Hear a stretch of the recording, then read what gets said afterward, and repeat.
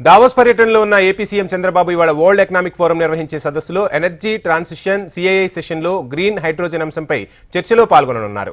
యుఏసీ ఆర్థిక మంత్రి బిన్తో పాటు పలు సంస్థల చైర్మన్లతో చంద్రబాబు సమావేశమవుతారు. తొలి రోజు జ్యూరిక్ ఎయిర్పోర్ట్లో సీఎం చంద్రబాబు, కేంద్ర మంత్రి రామ్మోహన్ నాయుడు, మంత్రులు నారా లోకేష్, టీజీ భరత్, అధికారుల బృందానికి యూరప్ టీడీపీ ఫోరం సభ్యులు, ప్రవాసాంధ్రులు ఘనస్వాగతం పలికారు. రోడ్డు మార్గంలో హిల్టర్ హోటల్కు చేరుకున్నారు. భారత రాయబారి మృదుల్ కుమార్తో సీఎం చంద్రబాబు బృందం భేటీ అయింది.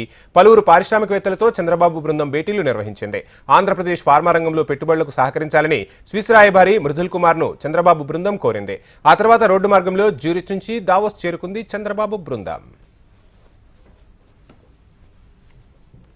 ఇక దావోస్ వెళ్లే ముందు జ్యూరిక్లో ఉంటున్న తెలుగు ప్రవాసులతోనూ ఏపీ సీఎం చంద్రబాబు సమావేశం నిర్వహించారు. విదేశాల్లో ఉన్న తెలుగువారు అన్ని రంగాల్లోనూ రాణించాలని సీఎం చంద్రబాబు ఆకాంక్షించారు.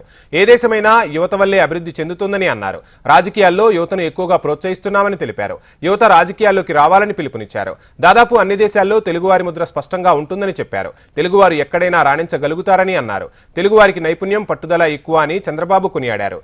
గతంలో తాను రాజమండ్రి జైల్లో ఉన్నప్పుడు మీరంతా మద్దతు ఇచ్చారని గుర్తు చేసుకున్నారు. ఇంత స్ఫూర్తిదాయకమైన తెలుగు జాతిలో పుట్టడాన్ని తన అదృష్టంగా భావిస్తున్నానని చంద్రబాబు అన్నారు. మళ్లీ జన్మంటూ ఉంటే తెలుగువాడిగానే పుడతానన్నారు బాబు.